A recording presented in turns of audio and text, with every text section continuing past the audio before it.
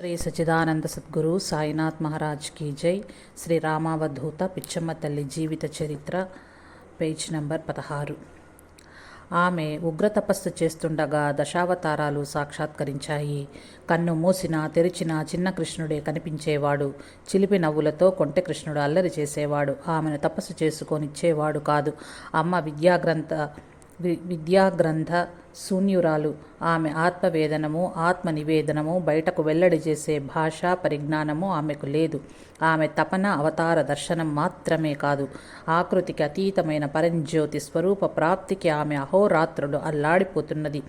పాండిత్యం, గ్రంథ పరిజ్ఞానము లేని అమ్మ కేవలం పూర్వజన్మ పుణ్య పురిపాకము చేతనే ఆత్మజ్ఞాన సంపన్నురాలైంది. విశ్వమంతా నిండిన పరంజ్యోతి స్వరూప దర్శనమే శాశ్వత ఆనందం.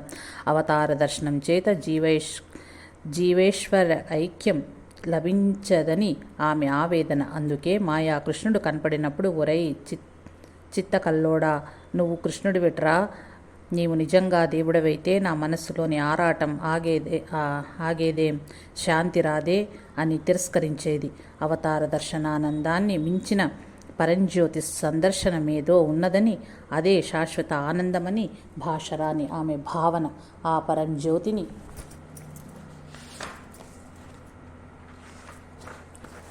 ప్రసాదించమని తన సహజ ధోరణిలో అమ్మ కృష్ణుణ్ణి నిలదీసి అడిగింది. నిరాకారుడైన భగవంతుడు ధర్మ సంస్థాపనకు ఎన్నో రూపాలు ధరించాడు. ఆ రూపాలు, ఆ దర్శనాలు, ఆ దృశ్యాలు చూసి తృప్తిపడే దశ ఎప్పుడో దాటింది అమ్మ. ఆమె నిరాకార పరబ్రహ్మ సంయోగమే కోరుకుంటున్నది. దానికోసమే అల్మటిస్తోంది. కొన్ని రోజులకు ఈ జగత్తంతా శూన్యమైపోతుంది. నిబీఢకృతి గాఢాంధకారమయం అంధకార బంధురమైన అశూన్యం నుండి దివ్య జ్యోతి వెలువడి భూమ్యాకాశాలు నిండింది. ఆ దివ్య జ్యోతి దర్శన భాగ్యము చేత అమ్మకు ఆధ్యాత్మికాది తాపత్రయ అడుగంటినవి. అమ్మ శాంతించినది. ఇది శాశ్వతమైన మహదానందముగా అమ్మ గుర్తించినది. అప్పుడప్పుడు అమ్మ తన అనుభవాలను భక్తులకు చెప్పేది. అమ్మ ఆ విధంగా ఆత్మానందంలో మునిగి ఉన్నప్పుడు భక్తులు కొన్ని అద్భుత దృశ్యాలు చూచేవారు. భయంకర కాల సర్పాలు ఆమె మెడలో పూలమాలై ఉండేవి. కృష్ణ సర్పాలు ఆమె తలపై పగడ నీడలు పట్టేవి. దివ్య సర్పాలు ఆమె శరీరం మీద నాట్య భంగిమలు వెలయించేవి.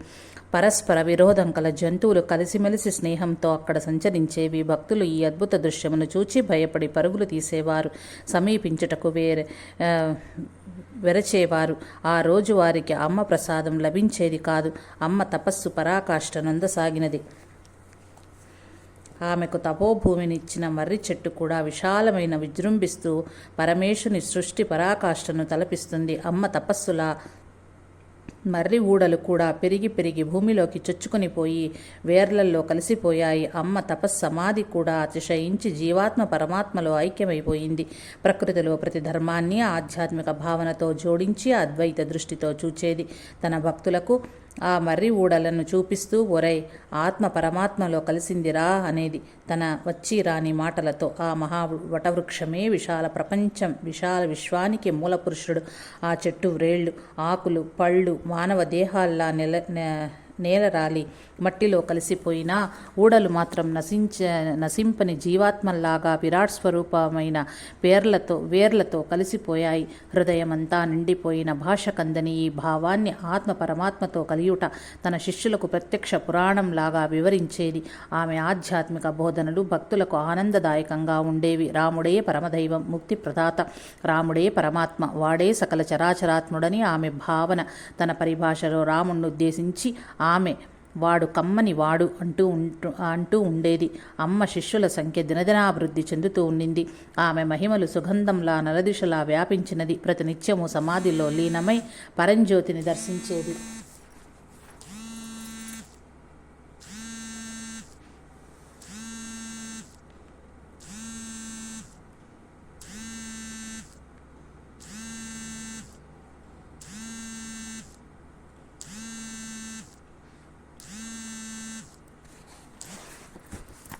శిష్యుల సంఖ్య దినదినాభివృద్ధి చెందుతూ ఉన్నది. ఆమె మహిమలు సుగంధంలా నలుదిశలా వ్యాపించినది.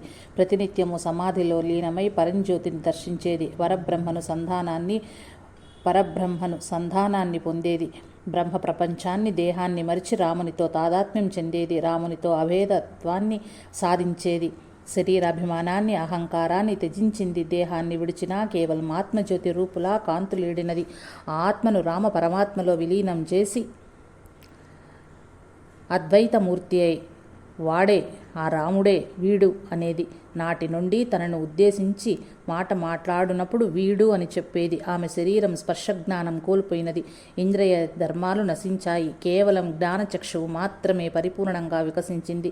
వర్షంలో తిరుగుతున్న ఆమె శరీరమునకు చుట్టుకున్న గోనెపట్ట తడిసేది కాదు. అమ్మ నడిచే స్థలంలో కానీ కూర్చున్న ప్రదేశంలో కానీ చినుకులు పడేవి కావు. ఎంత వర్షంలోనున్నా అమ్మ తడిసేది కాదు. అమ్మ తత్వ విరాచమును తత్వబోధనలను గ్రహించుటకు వీలుగా ఒక ఆశ్రమం నిర్మించాలని భక్తులు నిర్ణయించారు. శ్రీ పిన్నమనేని నాగయ్య, శ్రీ పిన్నమనేని రామయ్య, శ్రీమతి బుచ్చమ్మ, బాలయోగిని మువ్వూరు కలిసి ఈ బృహత్ కార్యాన్ని నెరవేర్చారు. 20 సెంట్ల స్థలమును సేకరించి దానిలో 9 గజములు నిడివి గలిగిన ముందు వెనకలప వరండాలతో భవన నిర్మాణం గావించి అందు అమ్మ తపస్సునకు అనుకూలంగా సమాధి ప్రదేశమును వీలుగా భూగర్భ భువనేశ్వరమును ఏర్పాటు గావించిరి. భక్త సమాజము వెంటరాగా ఒక ముహూర్తమున అమ్మ ఆశ్రమ ప్రవేశం చేసినది. ఆశ్రమ ప్రవేశనానంతరం అమ్మ నిత్య జీవితంలో మరికొన్ని మార్పులు వచ్చాయి. రోజు విడిచి రోజు అమ్మ సమాధిలోకి వెళ్లేది. జాగృతిలో ఉన్నప్పుడు కదా జీవన సరళి. ఆ సమయంలో అనేక మంది ఆర్తులు, జిజ్ఞాసులు, భక్తులు అమ్మను దర్శించేవారు. ఆమె బ్రహ్మ విద్యను సులువుగా బోధించేది. భౌతిక బాధాతప్తులు కూడా అమ్మ అనుగ్రహానికి పాత్రులై సుఖ సంతోషాలు పొందేవారు. ఇహలోక బాధలు అమ్మ దయతో తొలగిపోతాయని ప్రజలలో విశ్వాసం ప్రబలిపోయింది. అనేక మంది వచ్చి తమ అగచాట్లను, ఆవేదనను విన్నవించుకునేవారు. అమ్మ నీకు మేలు జరుగుతుంది పో అన్నదా మేలు జరిగిందన్న మాటే. రామబాణంలా అమ్మ మాట కూడా గురి తప్పదు అని భక్తులకు ఎనలేని విశ్వాసం. వారికి అమ్మే ప్రత్యక్ష దైవం. అమ్మ భక్తురాండ్లతో అత్యంత ప్రియతమరాలు, ఆగర్భ శ్రీమంతురాలు, వినయశీలి, సద్గుణోపేత శ్రీమతి కొసరాజు రాజేశ్వరమ్మ. అమ్మ సమాధి నుండి లేవగానే దర్శన భాగ్యం లభించిన వారికి బాధలు వాటంతటవే తొలగిపోయేవి. ఆమెను నిందించి కొందరు కన్నులు పోగొట్టుకున్నారు. మరలా ఆమె దయకు పాత్రులై దృష్టిని పొందారు. అట్టివారు శిష్యగణంలో చేరిపోయారు. శిష్యగణం దినదినాభివృద్ధి చెందుతోంది. అమ్మ ఆశీస్సు ఫలించగానే భక్తులు ఆశ్రమానికి వచ్చేవారు. సేవా కార్యక్రమాలలో పాల్గొనేవారు. అమ్మ తన భక్తులను ప్రేమగా పలకరిస్తూ, నాయనా, నా తపశ్శక్తి అంతా ధారపోసినా ఈ లోకంలో పేరుకుపోయిన పాపాన్ని కడిగివేయటం సాధ్యం కాదు. కర్మానుభవం అనివార్యమైనది. మీరు మీ పూర్వజన్మ కర్మలను బట్టి సుఖదుఖాలు అనుభవింపక తప్పదు. కొందరికి కోరికలు వెంటనే నెరవేరుతున్నాయి, కొందరి కోరికలు వెంటనే నెరవేరుటలేదు. కర్మ పరిపక్వత కానిదే కష్టాలు తీరవు అని కర్మ సిద్ధాంతాన్ని నొక్కి చెప్పేది.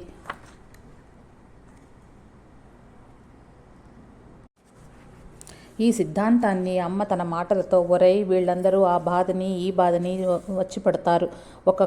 ఒకళ్ళను చూచి నీ పని అవుతుంది పోరా అంట, మరొకళ్ళని చూచి నువ్వెంత తన్నుకున్నా నీ పని అవదు పోరా అంట. వీడికేమో పక్షపాతం అనుకుంటారు వాళ్ళు. నిజం చెప్పాలంటే వీడికేం తెలుసురా, పని అయ్యేది లేనిది. ఆ రాముడు ఎట్లా అనిపిస్తే అట్లా అంటాడు వీడు, అంతే అంటూ తన మనోమందిరంలోని రాముని ఆధిక్యతను నిరూపించేది. తమ కోర్కెలు తీరన వారు వచ్చి, అమ్మా నీకు ఏమి ఇమ్మంటావో అనేవారు. వీడికేమి కావాలిరా, ఆ నుయ్యి తవ్వు, ఈ గోడ కట్టు అని ప్రజోపయోగకరమైన పనులు వారి చేత చేయించేది. ఒక్కొక్కసారి వీడు పొట్టకూటికై వైద్యుడు కాదురా, ఎవరి కర్మ వారు అనుభవించాలి, దాన ధర్మాలు చేసుకోండి, భగవన్నామం స్మరించండి, ఆర్తులను ఆదుకోండి, పాపకర్మల నుండి విముక్తులవుతారు అని బోధించేది. మరొకప్పుడు ఒక భక్తునితో, ఒరై నా వల్ల నీకు మేలు జరగాలంటే సమాధి నుండి లేవగానే రారా, అప్పుడు వీడు అన్న మాటలన్నీ జరుగుతున్నాయని అందరూ అంటున్నారు, అప్పుడు రా అని బుజ్జగించేది. అమ్మ భక్తితత్వం అచంచలం. ప్రహ్లాదుడు, గజేంద్రుడు, ధ్రువుడు మొదలైన మహాభక్తులు, పురాణ కాలం వంటి వారు, రామదాసు, మీరాబాయి, సక్కుబాయి మొదలైన వారు ఈ కలియుగంలోని భక్త శిఖామణులు. ఏ యుగం నాటి భక్తులకు అమ్మ తీసిపోదు. అందుకే ఆమె చరిత్ర మహాభక్త విజయంలో చోటు చేసుకున్నది. ఆమె జీవిత సత్యాలు మోక్ష పద సోపానాలు. మానవులు పాంచభౌతిక దేహ తాపత్రయాలలో తేలియాడుతుంటారు. ఇంద్రియాల వలలో చిక్కుకొని చేపల వలె గిలగలా తన్నుకుంటారు. అందుకే అమ్మకెంతో జాలి, భక్తులపై ఎంతో ప్రీతి. వారు తెచ్చే మందార పూలు కూడా అమ్మకెంతో ఇష్టం. రామ పాదార విందాలను మందారాలతో పూజించటం అమందానందం. మందార కుసుమానికి 5 రేకులు. ఇవి మానవ శరీరములోని పంచభూతాలకు ప్రతీకలు. మందార కీలాగ్రంలో జీవ పదార్థం ఇమిడి ఉంటుంది. ఈ పాంచభౌతిక శరీరాన్ని జీవుడు ఆశ్రయించుకుని ఉంటాడు. మందార పువ్వును పాంచభౌతిక శరీరానికి ప్రతిబింబంగా భావించింది అమ్మ. జీవన మందారం పరమాత్మని కర్పించాలి, సంసార సాగరాన్ని తరించాలి. ఈ సందేశం అందించేందుకు పూజకు మందార పూలెన్నో ఎన్నుకున్నది అమ్మ. ఈ సందేశాన్ని అందించేందుకు పూజకు మందార పూలను ఎన్నుకుంది అమ్మ. అంతేకాదు, అమ్మ దృష్టి ఇంకా విశాలం. అమ్మ చిన్నప్పుడు భక్తి పాటలు, పద్యాలు వినేది కదా, వానికి అనుగుణంగా నృత్యం చేసేది కూడా. అలవైకుంఠపురములో అన్నపోతన గారి పద్యం ఎప్పుడు విన్నదో ఆ పద్యంలో పరమాత్ముడైన శ్రీ మహావిష్ణువు మందారవనంలో ఉంటాడని తెలుసుకుంది. మందారం దేవతా కుసుమం. వైకుంఠపురంలోని మందారాలు వాడిపోనివి. ఆ మందారాలను చేరుకొనుటయే మోక్షం. నరులు ఇహలోకంలోని జీవ మందారాలతో పరమాత్మను పూజించి ఆ వాడని మందారాలను అంటే మోక్ష సామ్రాజ్యాన్ని అందుకోవాలి. పూజా పుష్పాలలో కూడా మోక్షాన్వేషణ చేయటం అమ్మ ప్రత్యేకత. శిష్యుల కోరికై అమ్మ భారతదేశ యాత్రలు చేసింది. శ్రీమతి వల్లభనేని అన్నపూర్ణమ్మ, శ్రీ పిన్నమనేని నాగయ్య యాత్రలలో అమ్మకు సేవ చేస్తూ ఆమెతో పాటు ఉన్నారు. ఆసేతు హిమాచలం పర్వతం ఆమె పాద స్పర్శతో పునీతమయ్యింది. అనేక పుణ్యతీర్థాలలో గ్రుంకులిడింది. అసంఖ్యాక దివ్యస్థలములను సేవించింది. మహాపురుషులను, ఋషి పుంగువులను దర్శించినది. ఎచ్చటికి వెళ్ళినా అమ్మకు ప్రేమపూర్వక స్వాగతాలు లభించాయి. ఎనలేని భక్తి భావాలు వెల్లివిరిశాయి. అమ్మ అందరినీ మాతృవాత్సల్యంతో ఆదరించింది. దక్షిణేశ్వరంలోని శ్రీరామకృష్ణ మఠాన్ని దర్శించింది. రామకృష్ణ పరమహంస దేవిలో ఇమిడినాడు. దేవి పరమహంసలో ఇమిడింది. పరమహంసకు చావు పుట్టకలు లేవు అని శ్రీరామకృష్ణుని కొనియాడింది. తరువాత తిరువణ్ణామలై శ్రీ రమణ మహర్షి ఆశ్రమ దర్శనానికి వెళ్ళింది. ఆ సమయంలో మహర్షి అక్కడ లేరు. అమ్మ సరాసరి వెళ్ళి మహర్షి ఆసనంపై కూర్చుంది. అలా కూర్చోవటం నిషిద్ధమే. అయినా మహర్షి ఆ దృశ్యము చూచి ఆశ్చర్యపడలేదు, ఆవేదన చెందలేదు. నిర్వికార చిత్తులై అమ్మ ప్రక్కన ఆసీనులైనారు మహర్షి. శ్రీ శ్రీ శ్రీ రమణ మహర్షుల అమ్మ సమాగమనం మనోహరమైనది. ఈ సన్నివేశాన్ని ప్రత్యేకంగా చూచిన శ్రీ చలంగారు భగవాన్ స్మృతులలో ఇలా వర్ణించారు. ఒకసారి కురుమద్దాలి యోగిని మాలపిచ్చమ్మ గారు భగవాన్ని దర్శించటానికి వచ్చారు. భగవాన్ని చూడగానే అమాంతం ఆయన మీద పడిపోయిందామె. పరివారం ఆమెను లాగివేద్దామంటే అంత విగ్రహాన్ని కొదల్చటం వారి తరం కాలేదు. చివరికి ఆమె లేచి, ఎప్పుడూ అంత దూరంలో ఏమిటి చూస్తుంటావని భగవాన్ని అడిగింది. నువ్వు చూసేదే నేను చూస్తున్నానన్నారు భగవాన్. భగవాన్ జన్మ రహస్యాన్ని కూడా వివరించింది అమ్మ. పట్టణాలను గురించి అమ్మ ఇలా అనేది, మన ఊళ్ళు చిన్న అడవులైతే పట్టణాలు పెద్ద అడవులు. ఎంత బాగున్నాయిరా అడవులు.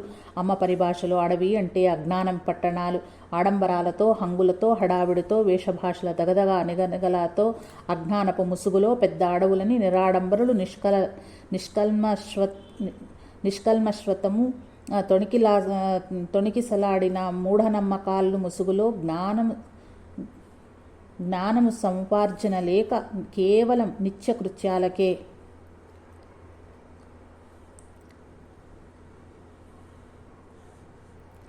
పట్టణాలను గురించి అమ్మ ఇలా అనేది, మన ఊళ్ళు చిన్న అడవులైతే పట్టణాలు పెద్ద అడవులు.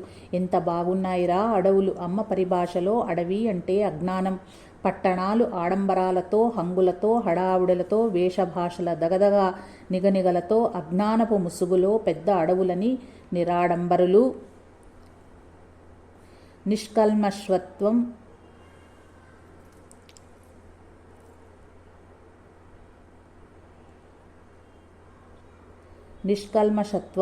తొణికిసిలాడిన మూఢనమ్మకాల ముసుగులో జ్ఞాన సముపార్జన లేక కేవలం నిత్యకృత్యాలకే పరిమితులై పల్లెలు చిన్న అడవులని ఆమె వివరణ.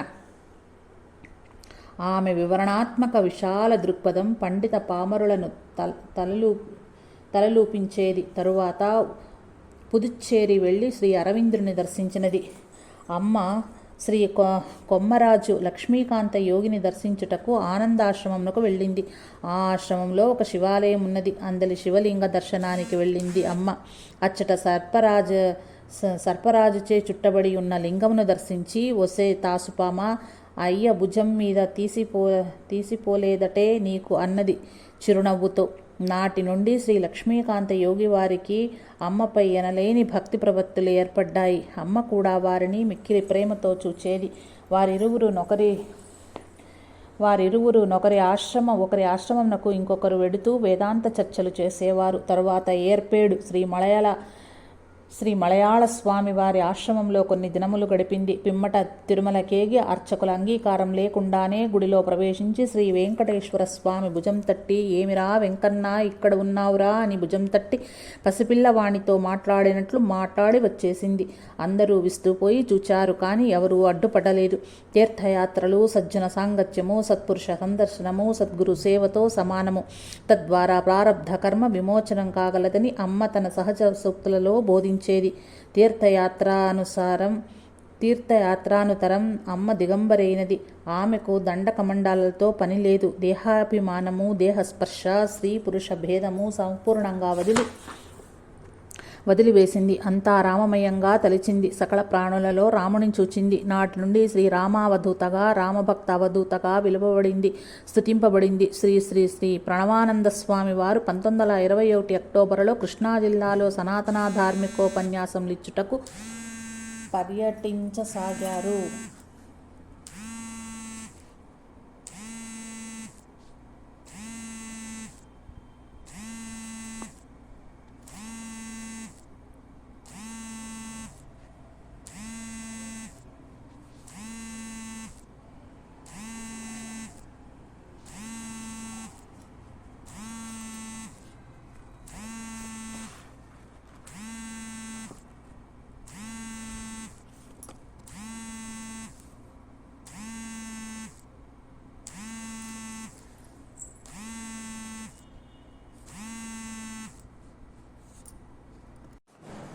శ్రీ శ్రీ శ్రీ ప్రణవానంద స్వామి వారు 1921 అక్టోబర్లో కృష్ణా జిల్లాలో సనాతన ధార్మికోపన్యాసంలిచ్చుటకు పర్యటన సాగించారు. కురుమద్దాలిలో ఒక దివ్య మాతృశ్రీ ఉన్నదని వారికి తెలిసింది. వారు స్వయంగా అమ్మ ఆశ్రమానికి వెంచేశారు.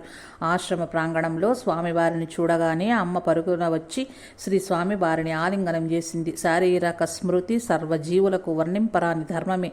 అమ్మ శరీర స్మృతికి అతీతురాలు. స్మృతికి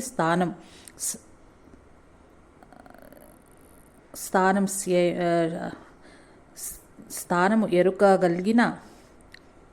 ఎరుకగలిగిన మాత పత్యస్మృతి స్వరూపమని భావించి నేను మనసా నమస్కరించి తిని అని అమ్మను గూర్చి ప్రణవానంద స్వామి వారు స్వయంగా సెలవిచ్చారు.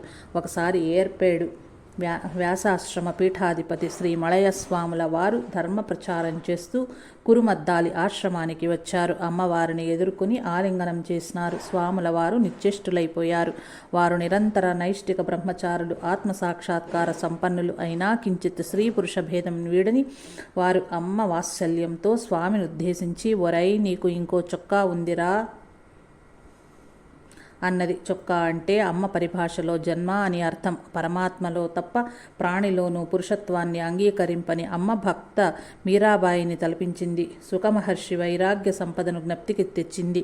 అమ్మ ఆశ్రమానికి శ్రీ మలయాళ స్వామి, శ్రీ ప్రణవానంద స్వామి, శ్రీ లక్ష్మీకాంత యోగులే కాక శ్రీ లలితానంద స్వామి, పెనుమస్స యోగిని సీతమ్మగారు మొదలైన బ్రహ్మ విద్యా విశారదులు విచ్చేసి తత్వ విచారణ చేసేవారు. అమ్మ మహామహితాత్మ.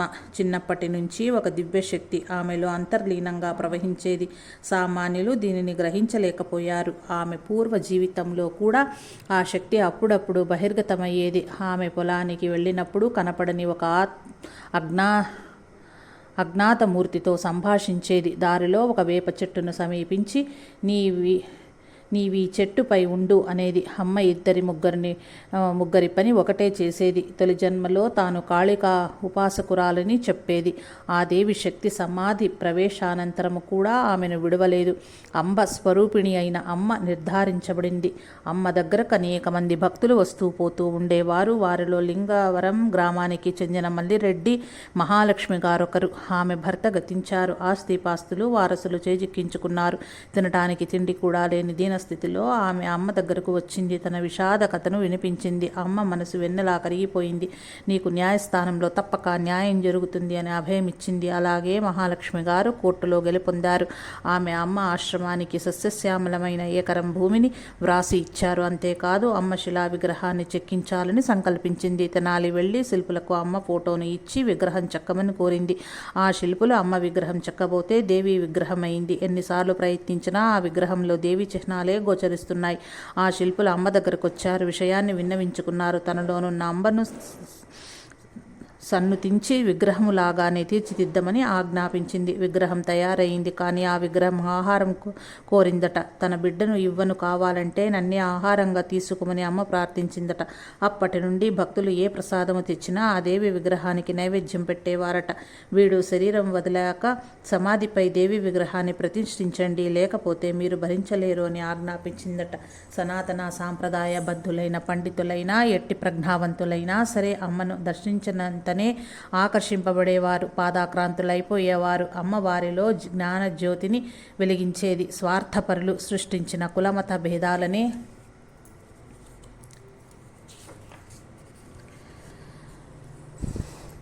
దావాగ్నిలో భారతావనిలో దహిస్తుంది, దాస్య శృంఖాలలో మగ్గుతుంది.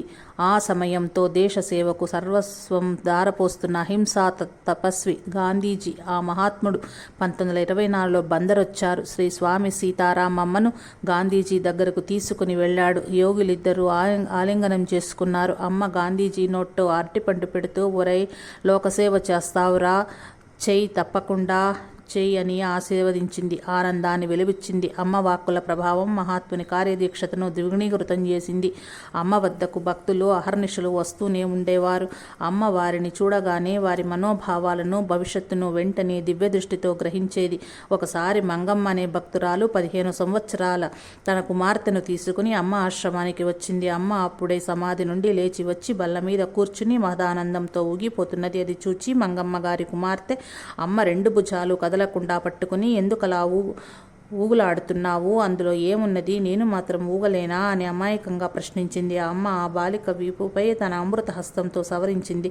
దయతో వీక్షించింది. ఆ బాలిక తల్లి మహా అపరాధం జరిగిపోయిందని విచారిస్తూ, తెలిసి తెలియని వయస్సులో ఇలా చేసింది, ఆ దీనురాలిని క్షమించు తల్లి అని ప్రార్థించింది. అమ్మ చిరునవ్వు దొంతరలు చిందిస్తూ, ఒసే ఎందుకే అలా దిగులు పడతావు, ఎంతమంది ఆశ్రమానికి వస్తున్నారు, ఎవరైనా వీడినిలా పట్టుకున్నారా, ఇలా ప్రశ్నించారా, అది దేనికోసం వెతుక్కుంటుందో.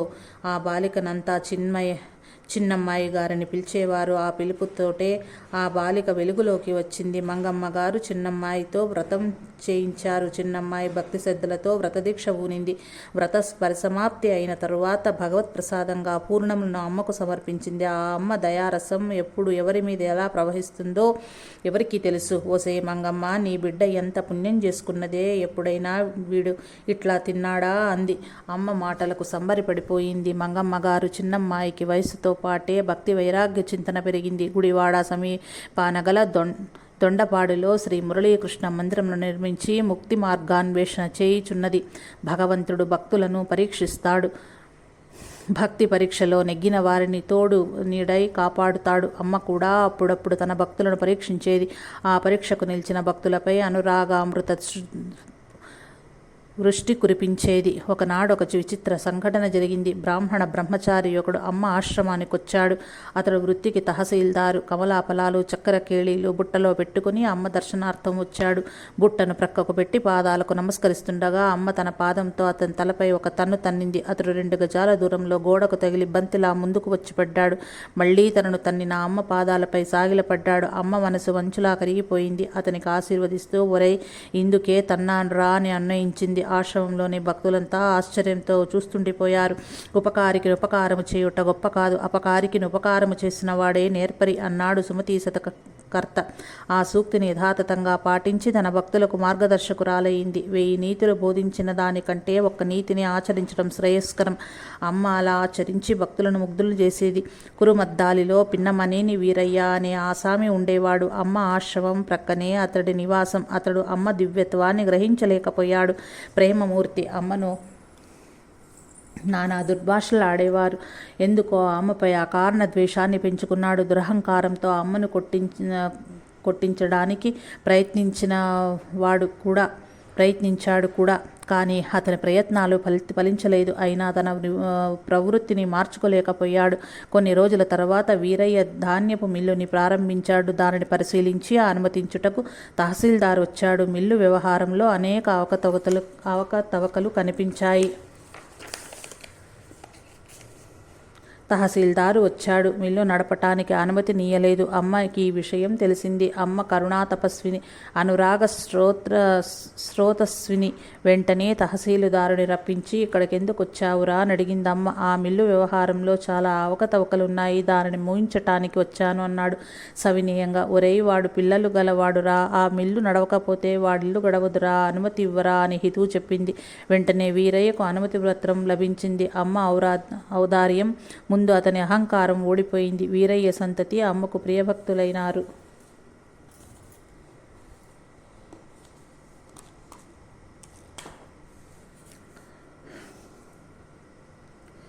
దిట్టకవి రామకృష్ణయ్య దంపతులు సంతానార్థులై అమ్మ సన్నిధికి వచ్చారు. అమ్మ దంపతులను అనుగ్రహించింది. రామకృష్ణయ్య గారి భార్యతో సూర్య నమస్కారం చేయించింది. అమ్మ ఆదేశంకు శిరసావహించి వారు సత్సంతానాన్ని పొందిరి. ఆ దంపతులు అమ్మ భక్తులై తరించారు. జన్మ పరంపరల రహస్యాన్ని అమ్మ దివ్య చక్షులతో చూసేది. ఇది ఒక గొప్ప విశేషం. వారి వారి పూర్వజన్మ పుణ్యపాపాలను విచారించి ఈ జన్మలో ఫలితాలను సూచించేది. అమ్మ వద్దకు బిడ్డలు లేని స్త్రీలు వచ్చేవారు. వారిని చూచి మందహాసం చేస్తూ, ఒసేయ్, నువ్వే ఒక మాయ బొమ్మవైతే నీకొక పిల్ల బొమ్మ కావాలంటే అంది. ఒకరిని చూచి పుడతారులే పొమ్మనేది. మరొకరిని చూచి నీకు పూర్వజన్మ పాపం ఉందే, పుట్టరు పో అనేది.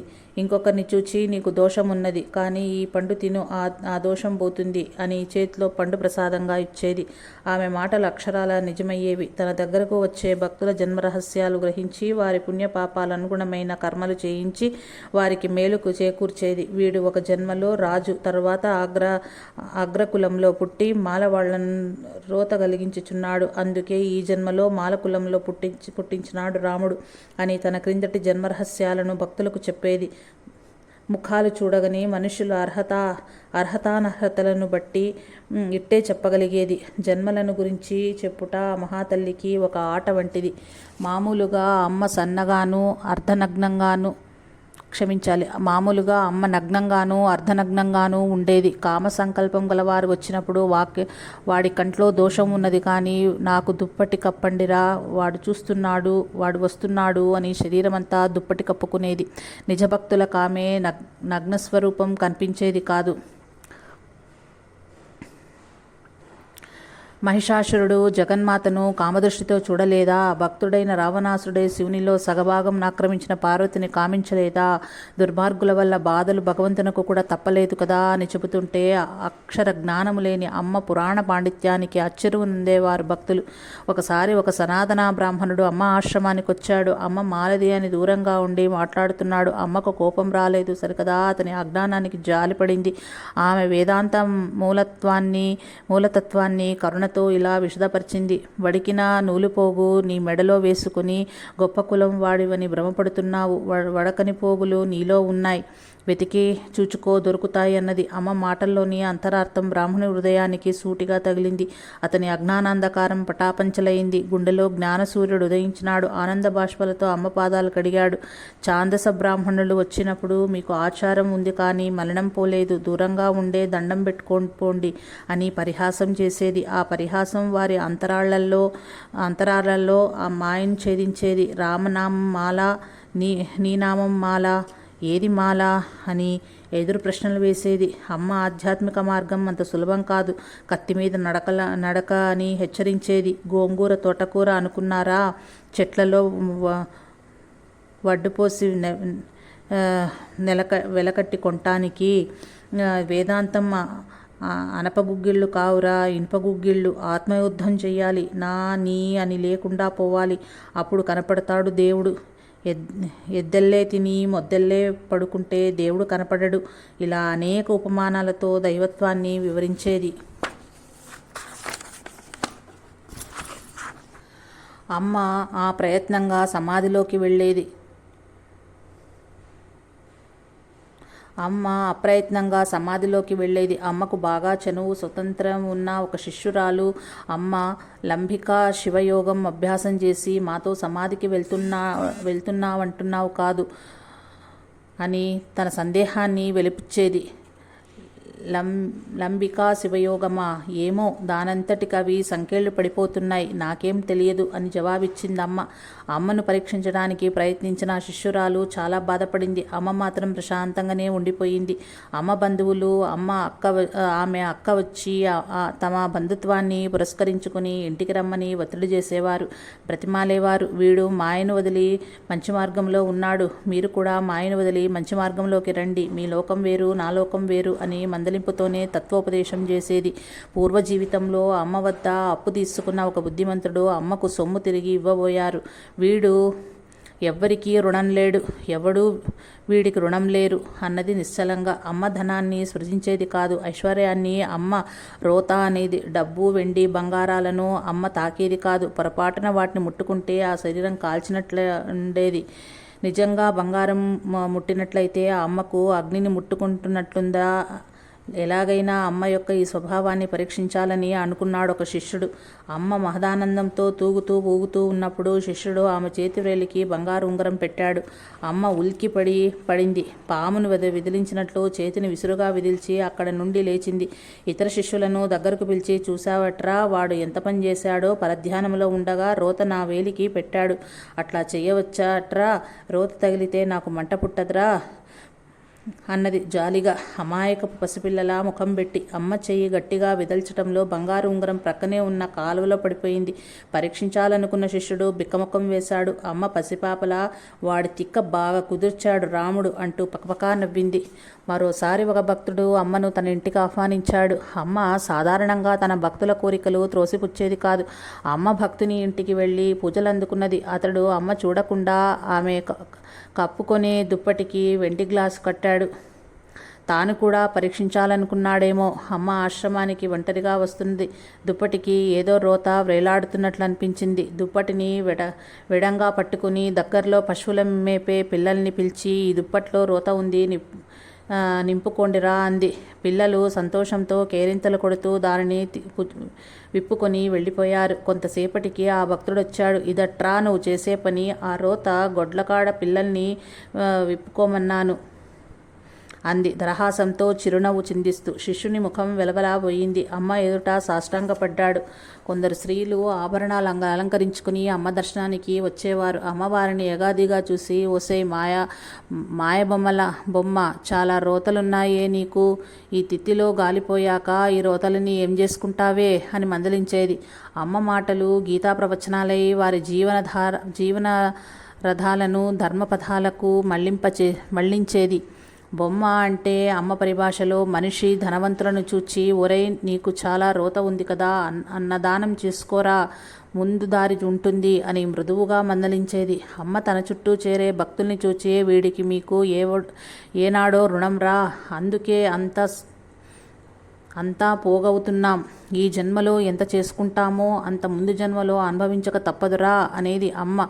ఇలా తన స్వంత బాణీలో సూక్తి ముక్తావళులు వెదజల్లేది. అమ్మకు చిన్నతనంలో పాములంటే చాలా భయపడేదట.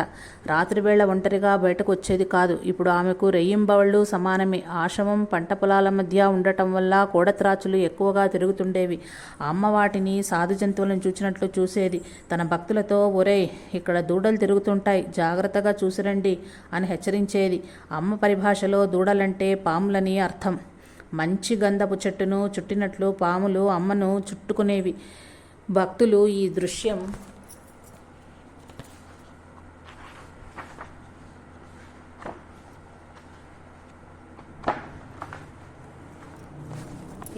చూసి ఆశ్చర్యపడేవారు. విషయానందం పరిమితమైంది. రాముడే బ్రహ్మానందమని బోధిస్తున్నప్పుడు అమ్మ ముఖంలో దివ్య తేజస్సు వెల్లివిరిసేది. ఆ బ్రహ్మానందాన్ని, ఆ నిత్య నిరతి శయానందాన్ని స్వయంగా అనుభవిస్తూ చెబుతోంది స్పష్టంగా తెలిసేది.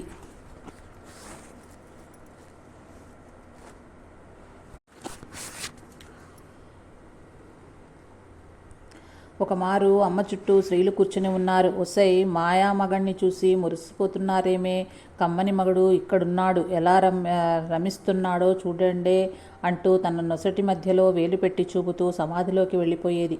ఒకనాటి సాయం సమయంలో తన ఎదురుగా కూర్చున్న శిశురాలిని చూచి, ఒసై బొమ్మ ఎదురుగా కూర్చోవద్దే, నాకెదురుగా కూర్చుంటే వాడు మూలబడ్డాడు అని హెచ్చరిక చేసింది. అమ్మ నేత్రాల నుండి యోగాగ్ని ప్రవహించేది. అందుకే అప్పుడప్పుడు భక్తులను తమ ఎదురుగా కూర్చోబెట్టుకునేది కాదు. పిపీలికాది పర్యంతము పరమాత్ముని దృష్టికి సమానమే.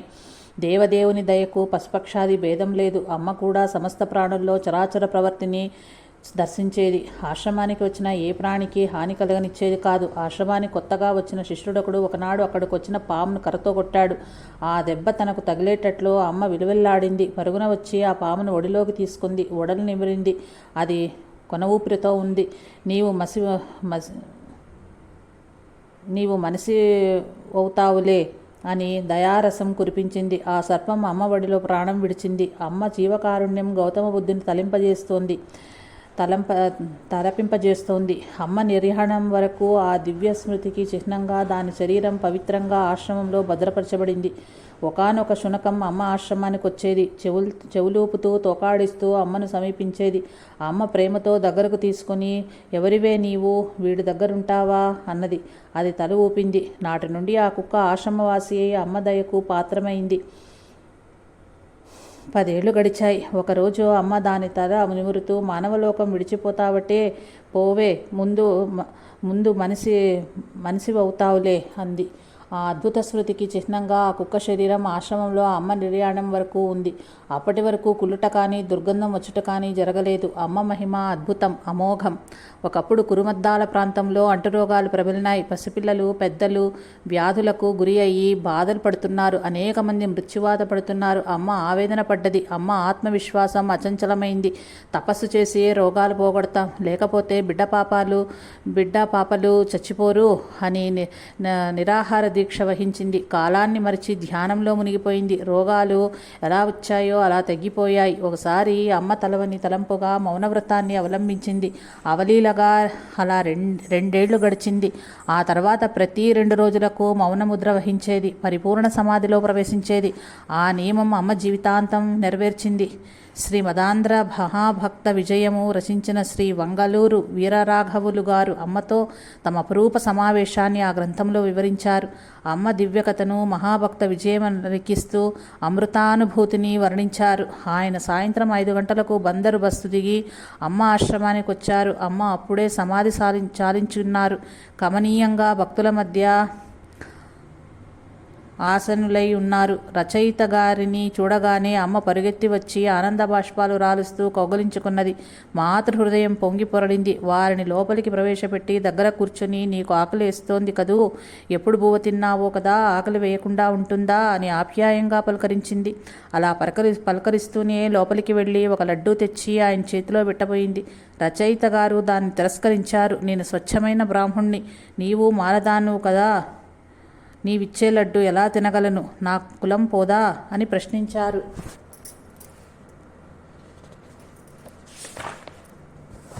అమ్మ అంతటితో ఊరుకోలేదు. మధుర మందహాసం చేస్తూ, అరే బత్తికి కులం ఉంటుందట్రా, తినరా తిను అంటూ నోట్లో పెట్టి తినిపించింది. వారి హృదయమంతా అవ్యక్తానందంతో పొంగిపోయింది. మనస్సంతా అమ్మే నిండి ఉంది. అమ్మ తినిపించిన లడ్డు తిని, త్రాగించిన మంచినీరు త్రాగి నేను పవిత్రుడనయ్యాను, నన్నే కాదు ఆశ్రమానికి వచ్చే భక్తులందరినీ ఇలాగే ఆదరించి పంపేదా అమ్మ అని వీరరాఘవులు గారు తమ భక్త విజయంలో స్పష్టం చేశారు. ఆస్తికులు నిరంతర భగవద్ధ్యానంలో తృప్తి పడతారు, ప్రత్యక్షంగా ఈశ్వర సాన్నిధ్యానికి చేరువవుతారు. నాస్తికుడు భగవంతుడు లేడు, ఎక్కడున్నాడు చూపమని పరోక్షంగా భగవదన్వేషణ ప్రారంభిస్తాడు. పూర్వజన్మ సంస్కారం కలిగిన వారైతే అట్టివారికి కూడా భగవంతుడు చేరువయ్యి శాశ్వత ఆనందాన్ని చేకూర్చుతాడు. ఇది మనలను ఆశ్చర్యచకితులను చేస్తుంది. అమ్మ ఆశ్రమంలో జరిగిన ఒక విచిత్ర సంఘటన గురించి పేర్కొంచున్నాను. నేను హేతువాదిని. మూఢనమ్మకాలు ససేమిరా ఒప్పుకోను. ప్రతిదానికి నాకు ప్రత్యక్ష నిరూపణ కావాలి. కంటికి కనిపించని వాటిని విశ్వసించను అని అందరూ హేతువాదులకు మల్లనే ఉపన్యాసాలు ఇస్తూ 4 దశాబ్దాల క్రితము తన సాహిత్యంలో యువతరాన్ని వెర్రెత్తించిన శ్రీ గుడిపాటి వెంకటచలం జీవిత దృక్పథాన్నే మార్చివేసిన అపురూప సంఘటన 1948లో జరిగింది. అవధూత పిచ్చమ్మ తల్లిని గూర్చి, ఆమె అద్భుత శక్తులను గూర్చి విన్న చలం దాదాపు ఆమెను పరీక్షించడానికి అక్కడికి వెళ్ళాడు. ఆశ్రమానికి చేరిన చలం హృదయంలోకి అమ్మ తొంగి చూచింది. పూర్వజన్మ రహస్యాలను అట్టే పసిగట్టగల అమ్మ పూర్వజన్మలో ఇతడు చాలా ధర్మాత్ముడు, యోగ్యుడు అని గుర్తించింది. పవిత్ర జీవనం నిండారి ఉన్న యువతనికి ఆధ్యాత్మిక తేజోలబ్ధిని చేకూర్చిన సమాజమునకు లాభదాయకమని గుర్తించింది. చలం కూతురు 13 సంవత్సరాల పిల్ల. అందమైన నల్లని గిరిజాల జుట్టు, ఫ్రాకు, ఎత్తు బూట్లు, లిప్స్టిక్, పెదాలతో దొరసానిలా ఉన్న సౌరీసిలో అమ్మ ఆత్మ వికాసాన్ని పసిగట్టింది. సౌరీస్ తరతరాల వారి తరింపజేస్తుందని గుర్తించింది. శ్రీ చలంగారు అమ్మ స్మృతులను ఆనాడే శ్రీ చింతా దీక్షితుల గారికి ఉత్తరాలలో వివరించారు. వాటిని యథాతథంగా ఇచ్చట పేర్కొనుచున్నాము. మాల పిచ్చమ్మ గారు నాకు స్నేహితురాలైనారు.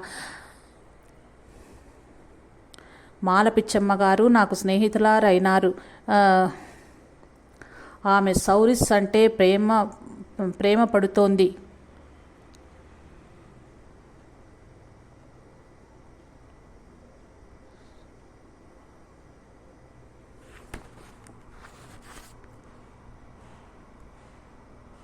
మాల పిచ్చమ్మ గారు నాకు స్నేహితులైనారు.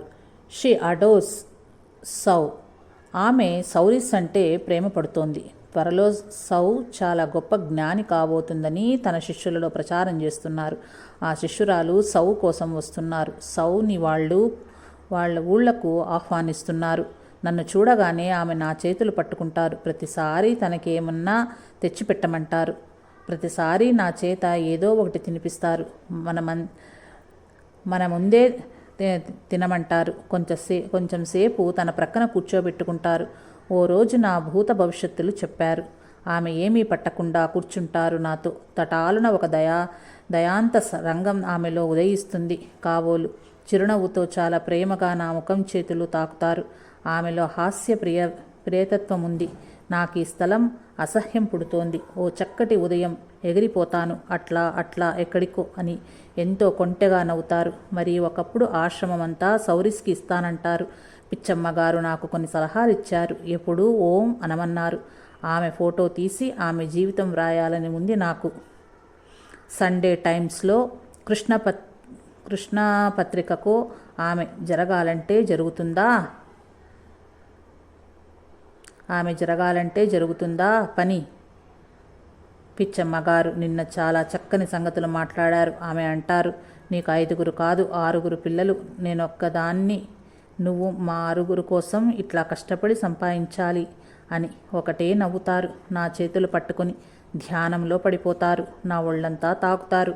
దూడని ఆవు తాకినట్లు. బస్సులో నేను ఆశ్రమం ముందుకెడుతుంటే పరిగెత్తుకుంటా వచ్చి తన శిష్యుణ్ణి తనకు చూపమని వాళ్ళని అడుగుతారు. నన్ను సౌని ఆశ్రమంలో ఉండిపోమ్మంటున్నారు. జూన్ 16, 1938. నాకు ఒక విశేషం జరిగింది.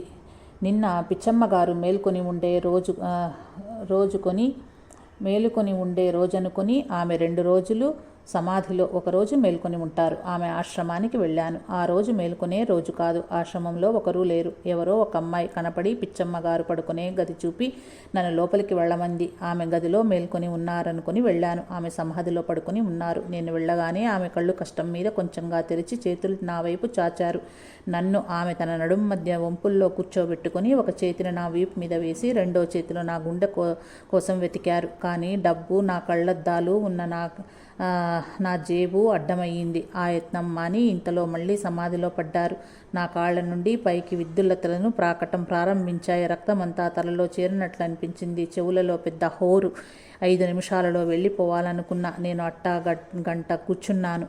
నేను వెళ్ళటానికి లేచినప్పుడు ఆమె కళ్ళు తెరిచినా కళ్ళ మధ్య చూచి అక్కడ కాంతి కనపడద్దా అని అడిగారు సాంగ్లలతోనే. లేదన్నాను. ఆమె నిట్టూర్పు విడిచి ఎందుకో ఎవరికీ తెలుసు అన్నారు సాంగ్లలతోనే. ఆమె కళ్ళల్లో నా మీద జాలి కనపడింది. మళ్ళీ కొంతసేపు కూర్చోబెట్టి వెళ్ళమన్నారు. ఎవరూ అటు రాలేదు. అంతసేపు అక్కడి బడి విజిట్కి వెళ్ళాను. వేళ్ల మధ్య కలం నిలవలేదు. ఒళ్ళంతా వణుకుతోంది. సాయంత్రం ఇంటి దగ్గర అందరూ నాలో మార్పు గమనించారు. మొహం ఎర్రనై అందంగా ఎంతో శాంతంగా కనపడ్డది నా మట్టుకు. నా హృదయం అందరి ఎడలా ఏదో గొప్ప ప్రేమతో పొంగిపోవటం గమనించాను. ఆమె ఒకసారి ఇలా అన్నారు, నువ్వు గుడివాడ నుండి వెళ్ళిపోతావు, నన్ను వచ్చి చూడవు అని. నేను తప్పక వచ్చి చూస్తాను, ఎక్కడ ఉన్నా సరే అన్నాను. రావులే అన్నారు. నన్ను చాలా దూరం పంపేస్తారు అన్నారు. ఇది అంతా నిజమైంది. తరువాత ఈ అనుభవం వల్ల నాకు ఎంత లాభం కలిగినా కలగకపోయినా ఇప్పుడు నిశ్చయంగా జరిగిన విషయం ఒకటి నా అనుభవంలోకి వచ్చింది. ఇతరులు ఈ ఆధ్యాత్మికమంతా మోసమన్నప్పుడు ఔన్నత్యాన్ని పొందిన మనుషులు ఇతరులలో ఎట్లాంటి అద్భుతమైన మార్పు తీసుకురాగలరో సొంతంగా అనుభవం మీద మాట్లాడగలను. కానీ ఎవరికి కావాలి, ఎవరు అన్వేషిస్తారు? అక్కడికి వచ్చే రేషన్ లిస్టు మూఢనమ్మకాలలోకి లొంగిపోయేవాడని అనుకుంటారు. మళ్ళీ ఆమె అనుగ్రహం నాపైకి ఎప్పుడు ప్రసరిస్తుందో ఇట్లానే 2-3 సార్లు నాలో శక్తిని విజృంభింపజేస్తే ఇంకేం కావాలి. కానీ నేను ఆమెను అడగదలుచుకోలేదు. ఆమె ప్రేమను పొందటానికి నాకేం అర్హత ఉందా అని ఆశ్చర్యపడుతూ కూర్చుంటాను. ఆమెను తలచుకున్నంత మాత్రాన నా హృదయం కృతజ్ఞతతో నిండిపోతుంది. జనవరి 25, 1939. యోగులు ఇతరులతో ఎంతటి అద్భుతమైన మార్పును తీసుకుని రాగలరో ఇప్పుడు సొంతంగా అనుభవాధికారంతో చెప్పగలను అన్నారు శ్రీచలం. నిర్భయంగానూ నిస్సంకోచంగానూ తనకు కలిగిన ఆధ్యాత్మిక అనుభవాన్ని చెప్పిన చలంగారికి మనం అభినందనలు తెలపాలి. ఇన్నేళ్లు తన రచనల ద్వారా వెలువరించిన విశ్వాసము పేక మెడల్లాగా కూలిపోతుంటే అది గుప్తంగా తనలో దాచుకోలేదు. నిర్భయంగా ప్రపంచానికి చాటి చెప్పారు. ఆమె ఒకప్పుడు నమ్మింది తప్పని తన శేష జీవితాన్న సత్యాన్వేషణలో రమణాశ్రమంలో గడిపారు. తెలుగుదేశంలో యోగులు అవతరించటం వికృతం. పొరబాటున అట్లాంటి వారు ఎక్కడైనా పుట్టినా వారికి ఆదరణ దొరకదు. పిచ్చమ్మగారు అట్లాంటిది. ఆమెను గుర్తించకపోతే, గుర్తించినా ఉపేక్షిస్తే ఆ దేశం గూడిపోతుంది అన్నారు శ్రీచలం. శ్రీ ఆర్ నాగేశ్వరరావు గారి అమ్మ కథ. శ్రీమాన్ ఎక్కిరాల వేదవాణివారి శుభవార్త ఆధారంగా. పిచ్చమ్మ తల్లి వంగదేశంలో గాని పుట్టి ఉంటే విశ్వమంతా ఆమె నామము వ్యాపించి ఉండేది అన్నారు శ్రీ వేలూరు శివరామశాస్త్రి గారు.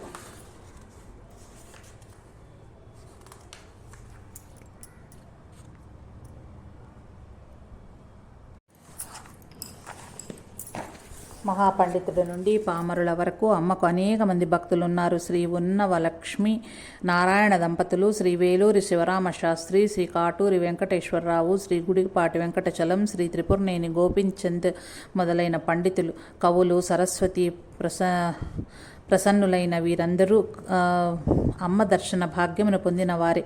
అమ్మ ఎడల తమకు గల భక్తి ప్రపత్తులను కవితా కుసుమాలు చేసి పూజించిన వారే. బహుభాషా కోవిదులు, తర్క వ్యాకరణ యోగా వేదాంత శాస్త్ర పారంగతులైన శ్రీ వేలూరు శివరామశాస్త్రి గారు అమ్మ నాగామృతాన్ని 1938 సంవత్సరం ఆంధ్రపత్రికలో వ్యాసరూపంగా ప్రచురించినారు. ఇది సామాన్య విషయం కాదు. అమ్మ ఆధ్యాత్మిక దివ్యానుభూతులు మహాపండితులను కూడా సమోహపరిచేనన్నమాట. అమ్మ పంచమురాలు అయిన అంచిత దివ్యమూర్తి, ఆధ్యాత్మిక జ్యోతి, పవిత్ర మాతృదేవత, కరుణామయీ, సమతా కుసుమ కోమల హృదయని, యోగి రాజహంస,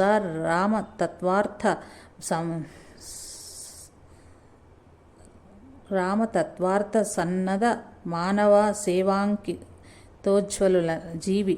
ఆమె తన జ్ఞాన ప్రభలు దశదిశలా వెదజల్లుతూ ప్రారబ్ధీన దేహాన్ని లీలగా ధరించి సంచరించేది. రాముడు కోటి సూర్యకాంతి,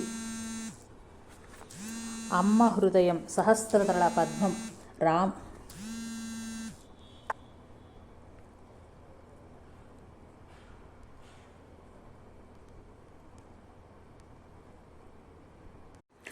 రాముడు కోటి సూర్యకాంతి, అమ్మ హృదయం సహస్రదళ పద్మం. రాముడు పున్నమి వెన్నెల, అమ్మ భావాలు క్షీరసాగర తరంగాలు. రాముడు శ్రీ మహావిష్ణువు, అమ్మ జీవితం తులసీదళం. అందుకే అమ్మ శ్రీ రామావధూత. రాముడున్నాడని, రాముడే దేవుడని నమ్మిన వారు జీవితకాలంలో ఒక్కసారైనా ఈ రామభక్త అవధూతకు తల వంచి నమస్కరించుతారు.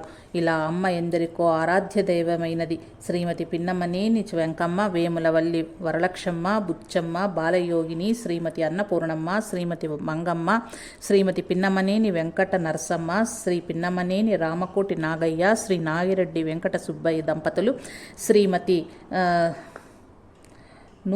నూచావరపు రామమ్మ, శ్రీమతి జుజ్జువరపు వైదేహమ్మ మొదలైన పుణ్యమూర్తులెందరో అమ్మ భక్తులలో ముఖ్యులు.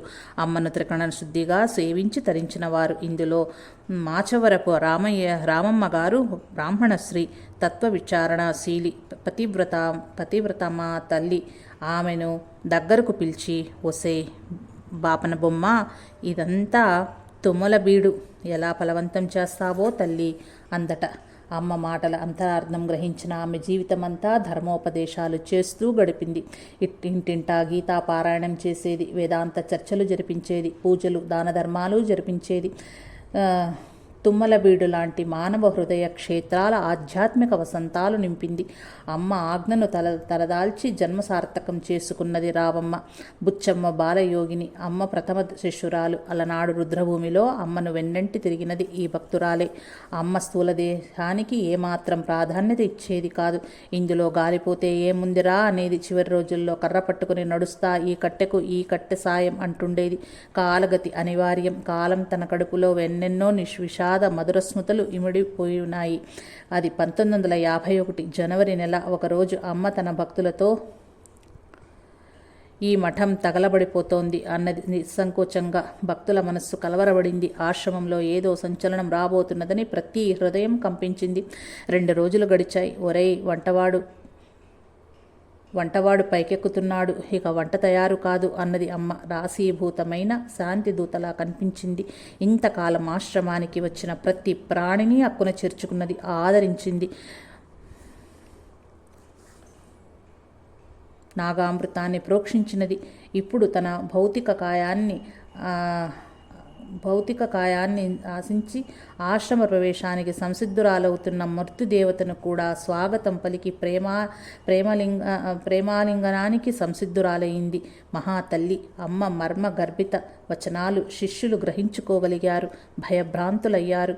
తాము తల్లి లేని పిల్లలమైపోతున్నామని అల్లాడిపోయారు. అమ్మ పాదాలు కన్నీటితో అభిషేకిస్తున్నారు. తల్లిగా, తండ్రిగా, గురువుగా, దేవతగా తనను నడిపించిన అమ్మ శాశ్వతంగా దూరమైపోతుందా? కడసారి తల్లిని కన్నులారా చూద్దామని దూర ప్రాంతాల నుండి భక్తులు వస్తున్నారు. విషాద వదనంతో ఆమెను సమీపిస్తున్నారు. పుష్య శుద్ధ అష్టమి తిథి 15వ తేదీ.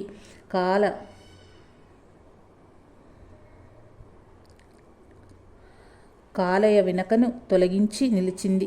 మంచు తెరలు తప్పించుకొని సూర్యరథం మెల్లమెల్లగా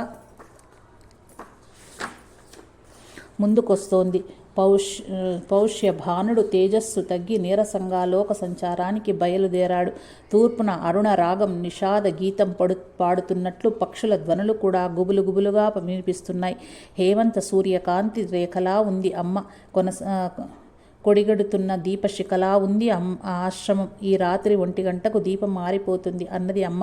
భక్తుల గుండెలు జల్లుమన్నాయి. శ్రీ నాగయ్య గారు తినిపిస్తేనే తినే అమ్మ, మీకు తోచింది పెట్టండి అని భక్తులందరినీ అనుగ్రహించింది. అమ్మకు తమకు చేతుల్లో తినిపించటం కంటే ఆనందమేమున్నది, అదృష్టమేమున్నది? అందరూ ఎన్నెన్నో పలహారాలు తెచ్చారు. అమ్మ ఎవరేమి తెచ్చినా స్వీకరించింది. ఎవరేమి తినిపించినా తిన్నది. నెల నిండిన నెలతలా పగలంతా భారంగా గడిచింది. శుక్లపక్ష అష్టమి వెన్నెల వెండి దీపంలా వెలుగుతూ అమ్మ రామైక్యానికి తన సంతసంను తెలుపుతున్నట్లున్నది. కానీ ఆశ్రమంలో చేరిన అమ్మ భక్తులకు ఆ రాత్రి కాళరాత్రి అతి భయంకరంగా ఉంది. సకల జీవరాశి చెలిలో గజగజా వణికిపోతున్నది. ఆశ్రమంలోని ప్రతి ప్రాణి శోకోజ్వాలాల మధ్య దహించుకుని పోతున్నది. అందరి మనస్సులు గాలికి రెపరెపలాడే వస్త్రాల్లా ఉన్నాయి. గుండెలు వేగంగా కుట్టుకుంటున్నాయి. హృదయాన్ని పిండివేసే గాంభీర్యం, నిశ్శబ్దం ఆశ్రమాన్ని ఆవరించింది. భక్తుల ఆశ్రుపూరిత నయనాలు అమ్మకు అంతిమ నీరాజనాలుగా వెలుగుతున్నట్టున్నాయి. అమ్మ ఏనాడో శరీర భ్రాంతిని విడిచింది. దేహమనే పదార్థం ఉన్న సంగతే ఆమెకు గుర్తు రాలేదు. త్యజించిన ఆ దేహ పదార్థానికై మృత్యువు కోరి వస్తున్నది. అమ్మ చిరునవ్వుతో ఆహ్వానిస్తున్నది. మృత్యుదేవతకు కూడా కర్తవ్య బోధ చెయ్యటానికి పిలుస్తున్నది. ప్రేమార్థ దృక్కులతో నిరీక్షిస్తున్నది. అమ్మ రామనామం జరిపిస్తున్నది. ఆశ్రమమంతా రామమయంగా ఉన్నది. గడియారం 1 కొట్టింది. భక్తుల హృదయ స్పందన ఆగినట్లు అనిపించింది. తుదిసారిగా రామనామం అమ్మ తన భక్తులకు అందించింది. ఆమె భ్రూమధ్యాల నుండి గొప్ప ధవళ కాంతి ఆశ్రమమంతా నిండి ప్రకాశించింది. ఆత్మ పరమాత్మలో 5 లీనమయ్యాయి.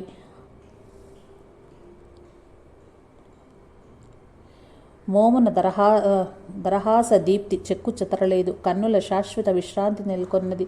జీవాత్మ రాముని చేరింది. హృదయం మాత్రము ప్రేమగా ప్రవహిస్తుంది. వాక్కులు ఆశీస్సులై ధ్వనిస్తున్నాయి. కానీ అమ్మ శరీరం చలనరహితమైంది. అమ్మా అమ్మా ఎన్నెన్నో హృదయాలు ఘోషించాయి, పరితపించాయి.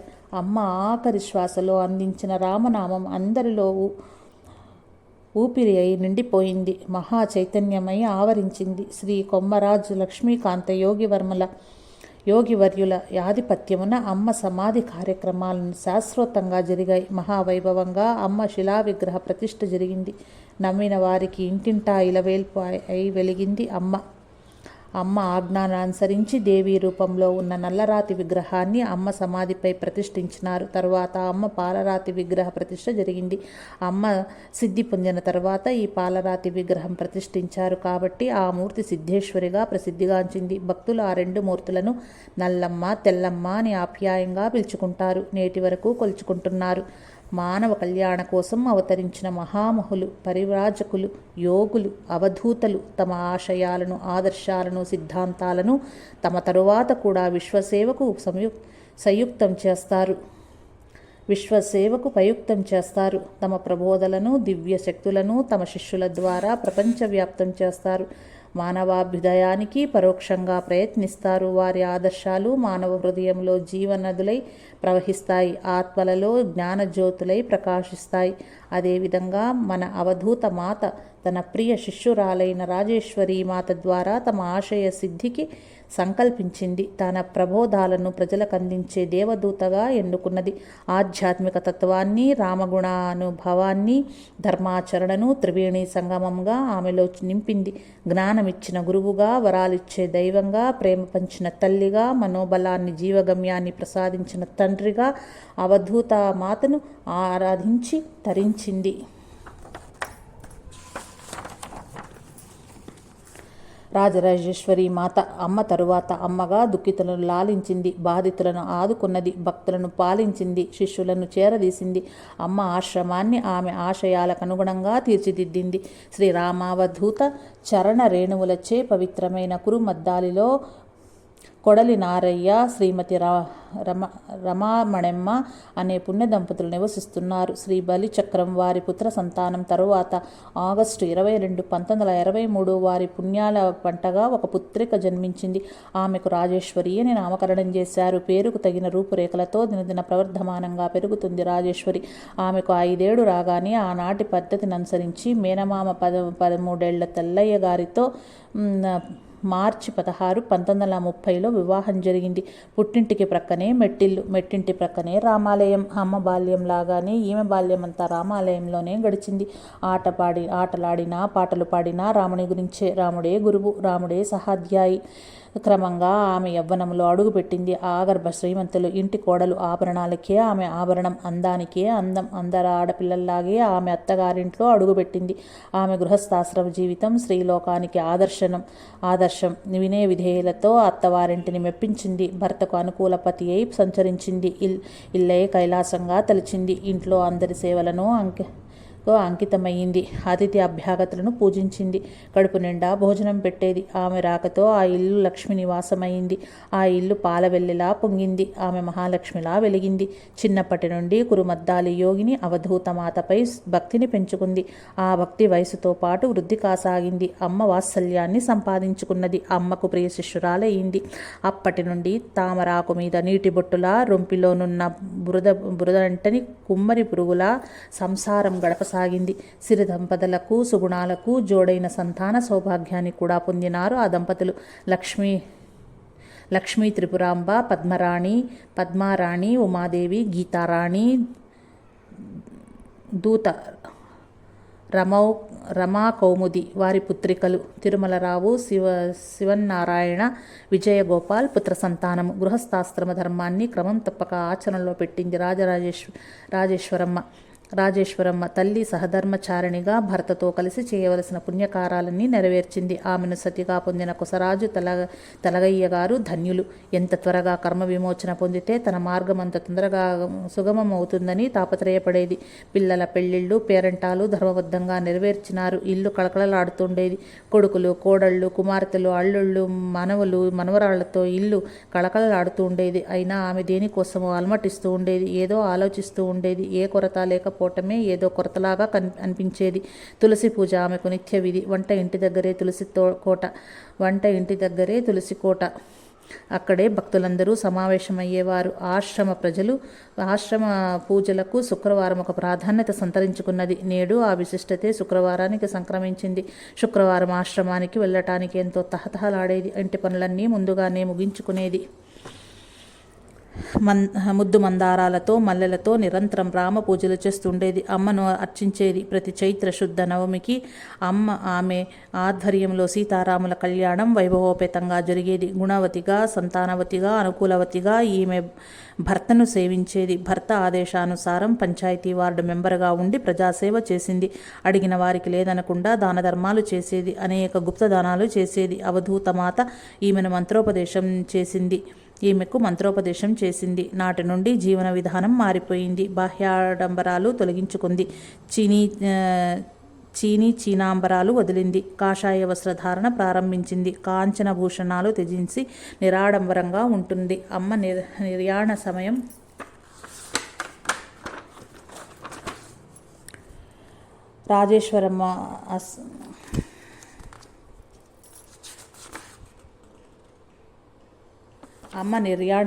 రాజేశ్వరమ్మ అస్వస్థురాలుగా ఉంది.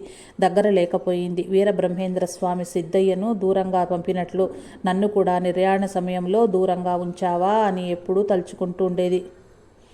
ఆశ్రమంలో అమ్మ నిర్యాణం, ఇంట్లో ఈమెకు జ్యోతి సాక్షాత్కారం ఒకేసారి జరిగాయి. ఆ జ్యోతి అమ్మగా మారింది. ఈమె కొంగు జాపింది. ఆమె అందులో పచ్చి శనగలు పోసింది. ఇవేం చేసుకోనమ్మా అన్నది రాజేశ్వరమ్మ అమాయకంగా. వెంటనే అవి వేగిన శనగలైపోయినాయి. నాటి నుండి మానసిక పరిపక్వత, వైరాగ్య పరాకాష్ఠ ఆమెలో గోచరించసాగాయి. విద్యావంతులైన రావమ్మగారు ఆమెకు ధర్మ సూక్ష్మాలు వివరించేవారు. గుంటూరు వాస్తవ్యురాలు చిలకమ్మగారు మంత్రాలు బోధించేవారు. గురువులు చెప్పింది ఆమె అక్షరాల ఆచరించేది. భక్తి విశ్వాసాలతో తలదాల్చేది. ఈ ఇట్టి గురుభక్తియే ఆమెను అమ్మ తర్వాత అమ్మగా, చిన్నమ్మగా తీర్చిదిద్దింది. అమ్మ ఆశ్రమోద్ధరణకు చిన్నమ్మ సర్వస్వం అర్పించింది. ఇంటి పాడినంతా అక్కడికే చేర్చింది. తన వస్తు వాహనాల్ని అమ్మ కైంకర్యానికే వెచ్చించింది. నల్లమ్మ అంటే దుర్గా రూపంలో అమ్మను అమ్మ సమాధిపై ప్రతిష్ఠింపజేశారు. ఈ కార్యక్రమాన్ని శ్రీ శ్రీ శ్రీ లక్ష్మీకాంత యోగి వారు నెరవేర్చారు. దుర్గా రూపంలో ఉన్న నల్లమ్మ ప్రతిష్ఠ జరిగిన తరువాత శ్రీ రాజేశ్వరమ్మకు పిచ్చమ్మ గారి రూపంలో విగ్రహాన్ని ప్రతిష్ఠించాలని, ఆమెకు ఆలయాన్ని నిర్మించాలనే ఆకాంక్షతో ఎన్నో వ్యయ ప్రయాసలకు ఓర్చి జైపూర్ నుంచి పాలరాతి విగ్రహాన్ని తెప్పించి ఫిరంగిపురం నుంచి రాళ్లు సమకూర్చుకొని శిల్పులతో రాత్రింబవళ్లు చెక్కించి ఆలయాన్ని లక్షలు ఖర్చు పెట్టి ఆగమశాస్త్ర పండితులు వడ్లమూడి శ్రీ మల్లికార్జున దీక్షితులచే వారి ఆధ్వర్యంతో ప్రతిష్ఠ జరిగింది. జూన్ 9, 1971 నుంచి జూన్ 14, 1971 వరకు సిద్ధేశ్వర అమ్మవారి పాలరాతి విగ్రహ ప్రతిష్ఠ. 5 రోజులు నిత్యాన్నదానంతో శాస్త్రోక్తంగా శివయంత్రము ప్రతిష్ఠ కార్యక్రమాన్ని రాజేశ్వరమ్మ గారి కార్యనిర్వహణలో నిర్విఘ్నంగా జరిగింది. ఆ సమయంలో చిన్నమ్మకు కోటి బిల్వార్చన జరిపించాలని సంకల్పం. ఆ తర్వాత ఆమె సంకల్పం 1975లో కోటి బిల్వార్చనకు అంకురార్పణ జరిగింది. ఇది 40 రోజులు 40 మంది వేద పండితులతో శ్రీచక్ర పూజ, గోపూజ, కన్యాపూజ, సువాసిని పూజ, మహాన్యాసపూర్వక రుద్రాభిషేకాలు, హోమము, శివకళ్యాణము, వేద పఠనము, బిల్వార్చన, సాయంత్రం కుంకుమ పూజ, నైవేద్యాలతో వేద మంత్ర పుష్పాలతో కార్యక్రమాలన్నీ శోభాయమానంగా జరిగినాయి. కోటి బిల్వపత్రాలు తేతలి శ్రీకరుటూరి గరటయ్య గారు వ్యయ ప్రయాసలకు వచ్చి ఏజెన్సీ ఏరియా నుండి రోజు రైల్లో గుడివాడకు వచ్చేలాగున, అక్కడ నుండి ఆటోలో కురుమద్దాలి ఆశ్రమానికి వచ్చేలాగున ఏర్పాటు చేశారు.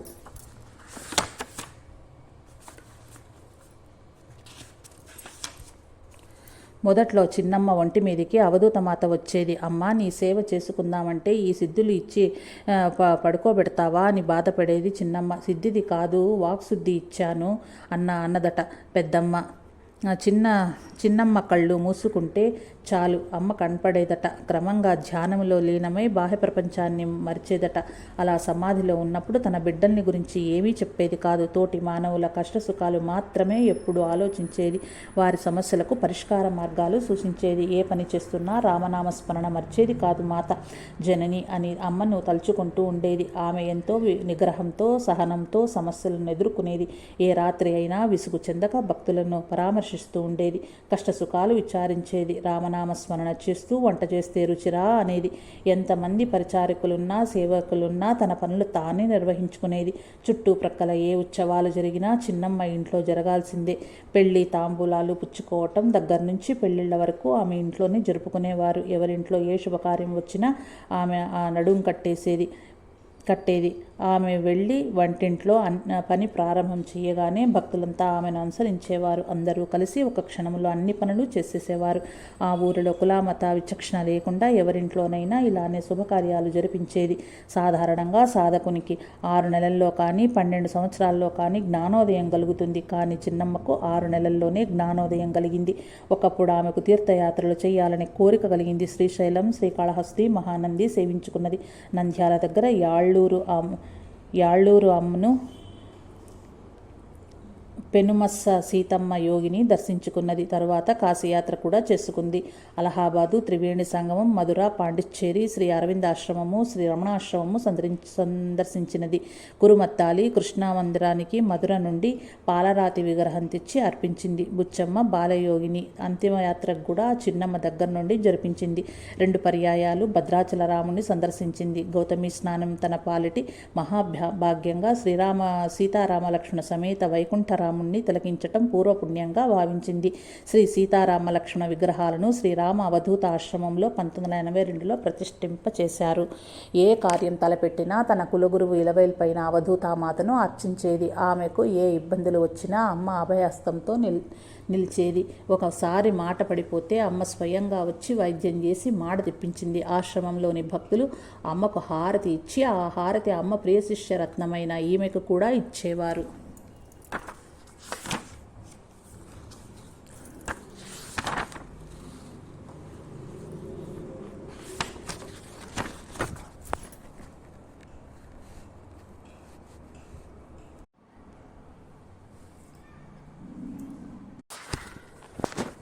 క్రమంగా ఆ హారతి తాను గ్రహించటం మానివేసింది. ఆడంబరాలు, భేషజాలు అల్లంత దూరాన ఉంచింది. ఈమె ఆకలి కూడా అరికట్టుకున్నది. జితేంద్రియత్వము సంపాదించింది. తన జఠరాగ్నిని సహస్రారంలో నిలిపేది. అందుకే జఠరాగ్ని పైకి వెళ్ళి కూర్చుంది.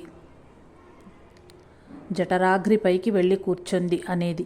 భవిష్యత్తులో శుభాశుభాలు ఆమె గ్రహించగలిగేది. శుభాలైతే పైకి చెప్పేది, అశుభాలైతే తనలోనే దాచుకుని వానికి పరిష్కారము సూర్య నమస్కారాలు, తులసి పూజలు, పారాయణాలు మొదలైనవి చేస్తూ ఉండేది. ఆ రోజుల్లో చిన్నమ్మ శారదాదేవి వాగామృతాన్ని గ్రోలేది, పులకించేది. ఆమె భావాలు అమృత తరంగాలై పెళ్ళుబుకేవి. నిద్రను అదుపులో ఉంచుకునేది, శాసించేది. విద్వాంసులు, యోగీశ్వరులు ఉపన్యసిస్తుంటే ఎంత దూరమైనా వెళ్ళి శ్రద్ధగా వినేది, ఆచరించేది. ఆమె ఏనాడు ఏ మతాన్ని విమర్శించి ఎరుగదు. సర్వమత సమానత్వం ఆమె ఆదర్శం. బైబిలు పఠనం కూడా చేసేది. భక్తుల్లో అన్య మతాల వారు కూడా ఉండేవారు. వారి వారి నమ్మకాలను, ఆచారాలను అనుసరించి వారికి ఆధ్యాత్మిక కార్యక్రమాలు ఇచ్చేది. ఎవరు తెచ్చుకున్న పండును వారికి ఆశీర్వదించి ఇచ్చేది. తాను ఆశ్రమ ప్రసాదం మాత్రం స్వీకరించేది. అన్నదానం అంటే ఆమెకు ఎనలేని ప్రీతి. దాన ధర్మాలు ఆమె ప్రాణాలు. బ్రాహ్మణులంటే అమిత భక్తి, అచంచల గౌరవం. ఎల్లవేళలా శిష్యులతో కూడి ఆధ్యాత్మిక చర్చలు జరుపుతూ ఉండేది. ఆగామి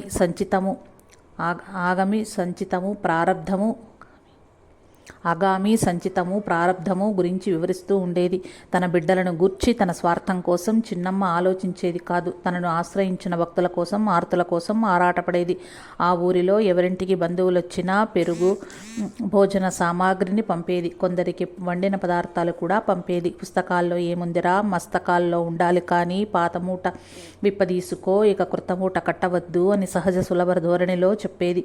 ఆమె పలుకులు పండిత పామరులు కదిలించేవి కూడా. మంచి చెడ్డల అనుభవాలు ఈ జన్మలోనూ పునర్జన్మలో కూడా అనుభవించాలి. గృహస్థ ధర్మం నెరవేరుస్తూ పరబ్రహ్మను సంధానం పొందవచ్చునని ఆమె విశ్వాసం.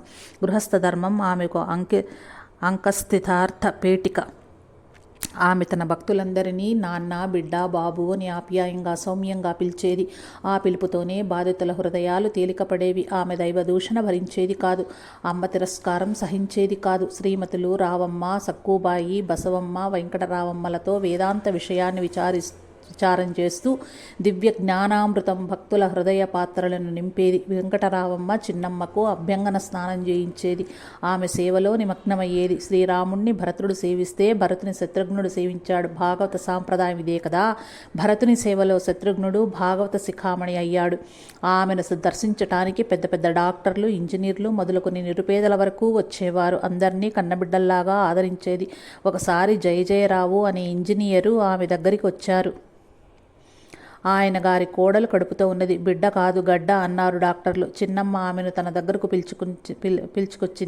పిలుచుకుంది, సృజించింది. ఆమె చేతి అమృత స్పర్శ అన్ని రోగాలకు ఔషధమే. ఆ అమ్మాయికి 12 బిడ్డ పుట్టింది. కురుమద్దాలి వాస్తవులొకరికి మడత మంచం ఇనుప చువ్వా గుచ్చుకొని కాలు సెప్టిక్ అయ్యింది. డాక్టర్లు కాలు తీసివేయాలన్నారు. చిన్నమ్మ అతనికి స్వహస్తాలతో వైద్యం చేసి నడిపించింది. తురకపాలెం హుస్సేన్ ఆధ్వర్యంలో అవధూత ఆశ్రమ నిర్మాణం జరుగుతున్నది. అందుకు ఒక ప్రముఖ వ్యక్తి ఆటంకపరిచాడు, చాలా వ్యతిరేకించాడు. ఆమె శాంతంగా ఒప్పించాలని ప్రయత్నించింది, కానీ ఫలితం లేకపోయింది. శాంతమూర్తి రాజేశ్వరి మాత ఉగ్రగాళిక అయింది. అవధూత మాత అతని దుర్బుద్ధిని శిక్షించింది. అతడు సన్మార్గవర్తనుడయ్యాడు, పరమభక్తుడయ్యాడు. క్షుద్ర శక్తులతో బాధపడేవారిని కూడా చిన్నమ్మ బాగు చేసేది. వేములవల్లి నారాయణ గారి అమ్మాయి ఇందుకు ఉదాహరణ. చేతబడితో బాధపడే ఆ అమ్మాయిని ఆధ్యాత్మిక శక్తితో ఆరోగ్యవంతురాలుగా చేసింది. వారంతా గొప్ప భక్తులై సేవించారు. ఆంధ్రప్రదేశ్ ముఖ్యమంత్రి శ్రీ నందమూరి తారక రామారావు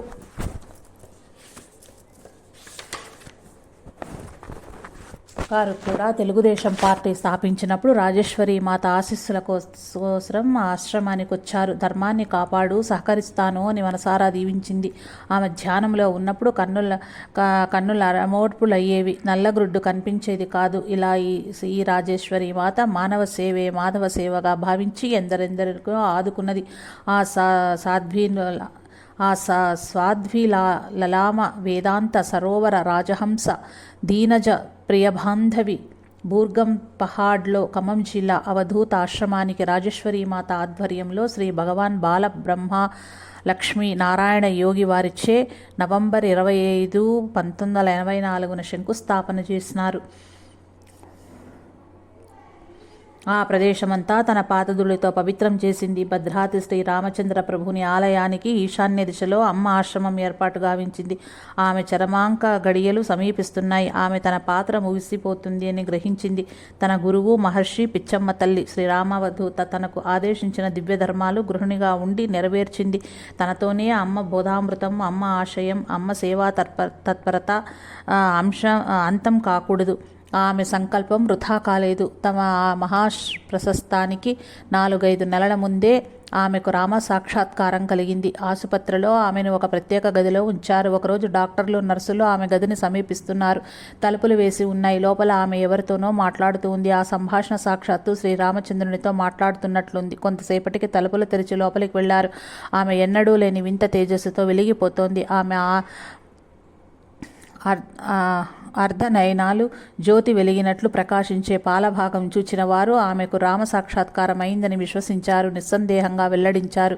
1985 ఫిబ్రవరి 15వ తేదీ నుండి బూర్గం పహాడ్ అవధూత మాత ఆశ్రమంలో రామనామ సప్తాహం చేయమని రాజేశ్వరి మాత భక్తులకు ఆదేశించింది. ఆమె ఆదేశానుసారము శ్రీ కొసరాజు హరనాథ్ విఠల్రావు ఆ మహాసప్తాహాన్ని భక్తి శ్రద్ధలతో నిర్వహిస్తున్నారు. యాదృచ్ఛికంగా చిన్నమ్మ ఫోటో, పెద్దమ్మ ఫోటో ప్రక్కన పెట్టడం జరిగింది. సప్తాహం వైభవపేతంగా జరుగుతున్నది. మారుమ్రోగుతున్న రామనామం దశదిశలు వ్యాపించింది. పరమశివుడు పార్వతికి ఉపదేశించిన తారక మంత్రం సకల నిగమ సారం, సమస్త దుఃఖ నివారణం, ఘోర పాపహారణం, భవసాగర తరణం, మోక్ష సామ్రాజ్య విధానం. ఆ రామమంత్రం మధురాతి మధురంగా భూమ్యాకాశాలు ఆవరించింది. శబ్ద తరంగాలతో నిండిపోయింది. ఆ శబ్ద తరంగాలు రామనామ సప్త సముద్ర తరంగాలే ఉప్పొంగాయి, విజృంభించాయి. రాజేశ్వరి మాతకు రాముని పిలుపు అందించాయి. వేణువులు ఊదినట్లు, కోటి వీణలు మ్రోగినట్లు ఆ పిలుపులు ఆమె వీణులకు సోకాయి. అవి శ్రీరామచంద్రుని పిలుపులు, జానకి ప్రియుని పిలుపులు, సాక్షాత్తు వైకుంఠవాసుని పిలుపులు. అది మహాశివరాత్రి, ఫిబ్రవరి 17, 1985న తేదీ. ఆ ఊరే కాదు, దేశమంతా మృత్యుంజయ మహామంత్రంతో మారుమ్రోగుతున్నది. రాజేశ్వరి మాత మృత్యువు నుండి అమరత్వాన్ని, అమృతానుభవాన్ని, అన్నింటికీ అతీతమైన రామైక్యాన్ని పొందించింది. ఆమె హృదయ స్పందన ఆగిపోయింది. హృదయ వీణ మ్రోగించిన రామరవళి జగమంతా నిండిపోయింది.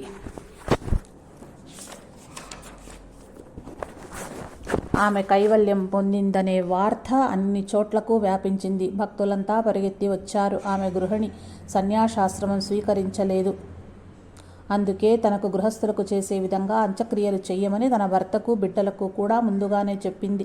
తన కోసం ఎవరూ కంటతడి పెట్టరాదని కూడా ముందే ఆదేశించింది. అదేవిధంగా ఆమెకు అంత్యక్రియలు జరిగాయి. ఆ నిండు ముత్తైదువను ఆ సాధ్వీమణి భక్తులు పూల తోటకు పంపినట్లు పంపారు. నిండు మనస్సుతో శ్రద్ధాంజలు అర్పించారు. ఆమె మనకు భౌతికంగా లేనప్పటికీ సజీవంగా అమ్మ సన్నిధానంలోనే ఉన్నారు. వారి తరువాత శ్రీ కొసరాజు తెగయ్య గారు ఆ ఆశ్రమ కార్యక్రమాలు యథావిధంగా జరిపించారు. వారు కూడా 1989 జనవరి 1 వరకు అమ్మ సేవలో పాలు పంచుకున్నందుకు అమ్మ సన్నిధిలోనే వారు భౌతిక శరీరం వదిలారు. వారు అమ్మ కృపకు పాత్రులైనారు. వారు ఏ సంకల్ప సిద్ధికై వారి జీవితాలను చరితార్థం చేశారో అదే సంకల్పం ప్రకారం నేటికి వారి కుమారులు, కుమార్తెలు ఆ సంకల్పాన్ని ఉన్నతంగా అత్యంత భక్తి శ్రద్ధలతో అమ్మల ఆశీస్సులతో నిర్వర్తిస్తున్నారు. ఆశ్రమం అభివృద్ధి పథంలో అలవారుచున్నది. వారికి సాయంగా అమ్మ ప్రియబిడ్డ సక్కుబాయమ్మ తన కర్తవ్య దీక్షతో అవిశ్రాంతంగా పాలు పంచుకుంటున్నారు. అదే ప్రేమతో మాణిక్యమ్మ, మంటాడ రాజేశ్వరమ్మ, శకుంతలమ్మ నిత్య సేవికులుగా అమ్మను సేవించి తరించుచున్నారు. అమ్మ అర్చకులు తోలేటి మల్లికార్జున నాన్నగారు పునీతులైనారు. అమ్మ సేవలో వారి బిడ్డలు నేటికి పాలు పంచుకుంటున్నారు. శ్రీరామావధూత పిచ్చమ్మ మహర్షి సంకల్పమే నిత్యమై అలలారుచున్నది. 1994వ సంవత్సరంలో మహాకుంభాభిషేకం జరిగినది.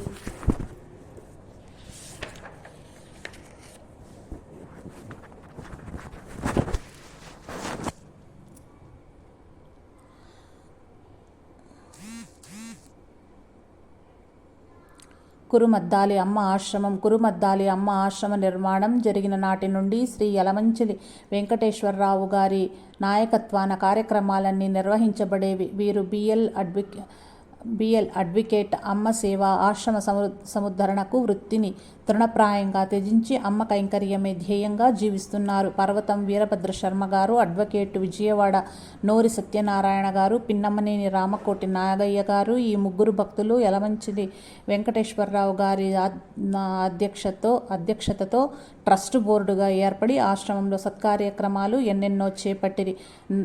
నోరి సత్యనారాయణ మూర్తి కృష్ణమూర్తి గారు ఆశ్రమానికి 1 ఎకరం పొలం కూడా సమర్పించారు. తుర్లపాటి శేషాచలం గారు అనే భక్తుడు కూడా ఆశ్రమ సేవలు నిర్వహించారు. వారి కుమారులు లాయరు శర్మ గారు అమ్మగారి ప్రియ భక్తులు. జై సాయి మాస్టర్.